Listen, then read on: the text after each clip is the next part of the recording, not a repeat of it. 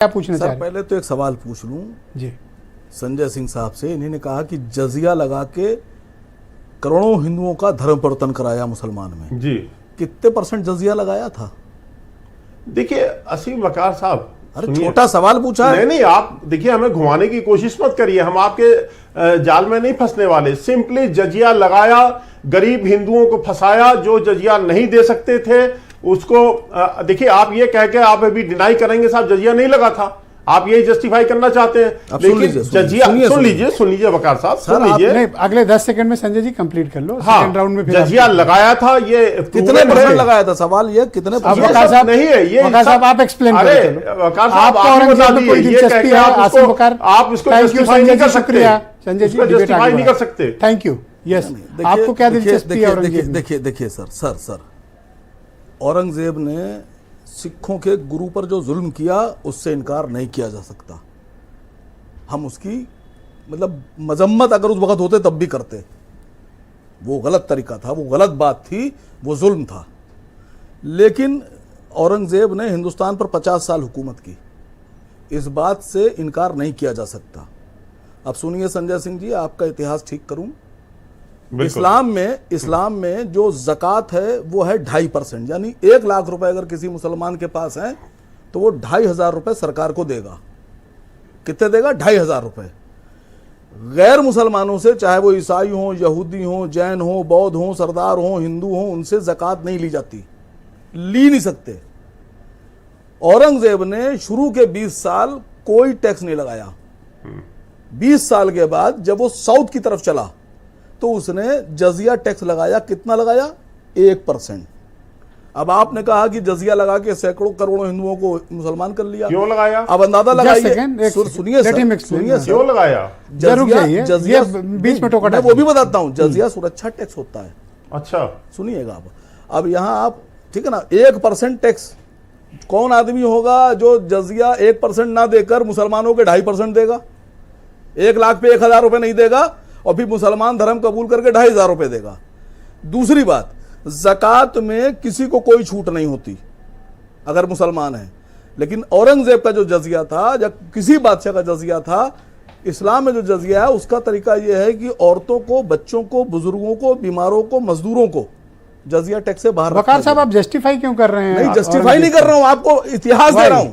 अगर मैं गलत हूं, इतिहास पर क्यों नहीं फंसना सर, चाहते अगर हैं? मैं गलत हूं तो मेरे खिलाफ आप भी वही कर रहे हैं जो भारतीय जनता पार्टी कर रही है। नहीं सर, मैं नहीं आप कर रहा अलग हूं। कैसे हैं फिर? नहीं सर, समझिए, अगर देखिए जजिया, एक जो खूबी बताने जा रहा हूं पंडित जी, समझिए आप, मिश्रा जी, भारत में जो औरंगजेब ने जजिया लगाया था उसमें उसने एक आदेश पारित किया था कि भारत में ब्राह्मण कुल से किसी भी जाति के ब्राह्मण को जजिया के दायरे से बाहर रखा जाएगा। क्या एक बात तो है? आप ब्राह्मण मुझे जाति को के बात कर रहे चश्मे हैं से आप? ना देखें।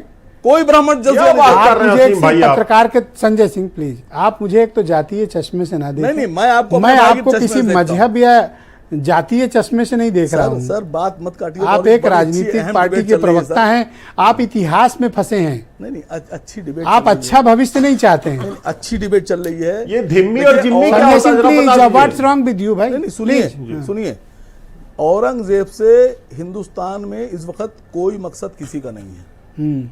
औरंगजेब 400 साल पहले मर खप के चले गए।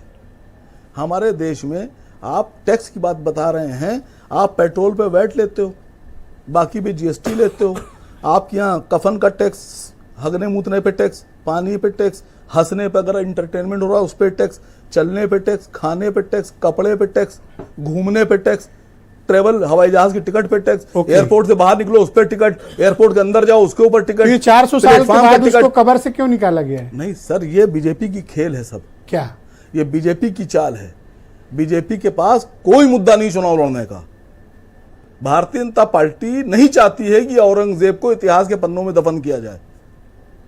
भारतीय जनता पार्टी के ये जैसे जिन्ना है, वो इनका नेशनल हीरो है। तो आपके वो नेता इनका भी तो ब्रांड दफनाने एम्बेसडर है को सर। तैयार नहीं है ना, नहीं, इसीलिए मैंने कहा ना, राजनीति में मुर्दे दफना ही नहीं जा रहे नहीं हैं। सर, जो जिन्ना है औरंगजेब है, ये इनके ब्रांड एम्बेसडर हैं।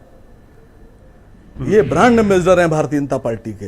ये नहीं होंगे तो चुनाव नहीं जीत पाएंगे सर। ये एक बात का जवाब नहीं दे पा रहे हैं सर। अगर इतिहास पे बात करना है तो इतिहास पे सच्ची बात कर लो, सियासत पे बात करना है सच्ची सियासत पे बात कर लो, मोहब्बत पे बात करना है, मोहब्बत पे बात कर लो। आप तो तो किसी चीज पे भविष्य बात की नहीं बेहतरी करते। के लिए क्या आप लोगों के पास मुद्दा नहीं है? भविष्य की बेहतरी के लिए आप इनको शिक्षा, स्वास्थ्य, रोजगार पे पूछ सकते हैं। अगर ये जब औरंगजेब पूछे आप उस पे पूछिए। नहीं, जो इन्हीं ने- आपको जस्टिफाई करने सर, लगते हो कि सर, औरंगजेब अच्छा था, सर, जजिया लगाता था, नहीं आप लगाता। अच्छे आदमी हैं, आप पढ़े लिखे आदमी हैं, आप सुलझे हुए आदमी हैं, लेकिन भारतीय जनता पार्टी सुलझे हुए लोगों के लिए ये सब बातें नहीं करती है। ब्रजेश जी 10 सेकंड का नहीं, एकदम समय नहीं दीजिएगा, दूंगा please। संजय भारतीय सिंह, जनता प्लीज। पार्टी शरीफ और पढ़े लिखे लोगों के लिए ये सब बातें नहीं करती है। भारतीय जनता पार्टी उन लोगों के लिए सब मुद्दे उठाती है जिनको अपने ऊपर विश्वास ही नहीं अपनी अकल पे। तो आप भी औरंगजेब का मुद्दा ना उठाइए। कहाँ उठा आप रहा हूं जब सर? औरंगजेब कहाँ का उठा रहा सवाल हूं? हो, आप इनसे पूछिए शिक्षा, स्वास्थ्य, रोजगार, महंगाई, किसान, इनके बारे में बात करिए। नहीं सर, अभी अब मैं तो बात करने पे तैयार हूं। मसला ये है कि जब शुरुआत आप करेंगे उसका जवाब तो देना पड़ेगा ना। मैंने जवाब दे तो दिया। इनका जवाब तो यही, आपने उनका काम कर दिया। नहीं काम किया मैंने, इनका काम मैंने ठीक से कर दिया, समझिएगा। इनके जो लोग धोखे में थे उनको मैंने बता दिया। अब इनका इतिहास एक पोस्टर लहराने भर से क्या दंगा हो जाता है? किसने लहराया पोस्टर मुझे नहीं पता। जिसने पोस्टर लहराया है उसको आप उसके खिलाफ कार्रवाई कीजिए। कौन लोग हैं जो पोस्टर लहरा रहे हैं? या कहीं ऐसा तो नहीं है ठीक से सरकार तो ही नहीं की है, कहीं ऐसा तो नहीं है कि वो पोस्टर लहरवाए जा रहे हों। ओके, तो आप कहना चाहते हैं जानबूझ के मुद्दा? यस सर, जानबूझ के उठाया जा रहा है मुद्दा। ओके, तो आप बयान क्यों देते हैं? वो भी जानबूझ कर है? कहाँ बयान आया? आपके पार्टी के अध्यक्ष का है? नहीं, बिल्कुल उन्होंने सदर बिल्कुल का ठीक है? बात की। जब यह कहा जाएगा तो गोडसे की औलादों जब पर यह बात कहा करेंगे। जाएगा कि औरंगजेब की औलादें हैं मुसलमान, तो अगर वो ये कह रहे हैं कि गोडसे की औलादें हैं कहने वाले, तो क्या बुरा है? तो आप ये भी तो कह सकते हैं कितने स्कूल बनाए हैं बता दो। एक भी नहीं बनाया, तभी तो औरंगजेब लेके आए हैं। ओके, एक भी नहीं बनाया सर, एक अस्पताल नहीं आप बनाया। पूछिए कि महंगाई कम हुई कि नहीं? हाँ, ये अगर पूछा आप औरंगजेब नहीं, को नहीं, पूछते ये पूछा जाए कि कितने स्कूल बेच दिए, कितने एयरपोर्ट बेच दिए, कितने Alright, शुक्रिया उपकरण आपका बेच हमारे दिए, साथ प्लीज बने तो ये रहिएगा। बताएंगे जी। कट इनका बल्ले। पढ़ो भाई। देखिए, मैं कभी सहमत नहीं होता आम आदमी पार्टी से, लेकिन आज वैभव मैसूरी जी की बात से बिल्कुल सहमत हूं कि जिसको फायदा हुआ है उसी ने यूज किया औरंगजेब को। उड़ीसा का जो रेलवे का इतना बड़ा हादसा हुआ ट्रेनों का, इतने लोग मार दिए गए, 300 से ज़्यादा लोग मार दिए गए, उसमें बेचारों की जान चली गई, हज़ारों आदमी घायल है। वो मुद्दा जो था बड़ा सरकार के लिए हानिकारक बन रहा था। आवाज़ें उठ रही थी इस्तीफे की, जांच की। एक औरंगजेब ने सारी जांच बंद करा दी। सारे जो बेचारे मरे थे उन पर मट्टी डाल दी गई, घायलों को कोई पूछ नहीं रहा है, पूरे में औरंगजेब चल रहा है, सब ट्रेन हादसा भूल गए। और मैं आपसे कह रहा हूं कि मैं आपके चैनल पर ये मांग कर रहा हूं बीजेपी से कि जो ट्रेन हादसे में लोग मरे हैं, जिनकी गलतियां थी, जिनकी वजह से हुआ है, उन सब की नौकरी जाना चाहिए, उनको निलंबित कीजिए। ये बात पहले राउंड में और कहनी मंत्री चाहिए जी थी। को, जो रेलवे मंत्री तब तो जी हैं, टैक्सेशन इनको समझा रहे निष्कासित थे। कीजिए, इस्तीफा ना लीजिए इनसे, इनको बहुत निष्कासित शुक्रिया, मैं आप सबका भेजिए। बहुत धन्यवाद प्रकट करता हूँ। बहुत बहुत शुक्रिया, धन्यवाद इस परिचर्चा का हिस्सा बनने के लिए। आप सबका बहुत बहुत शुक्रिया कार्यक्रम में।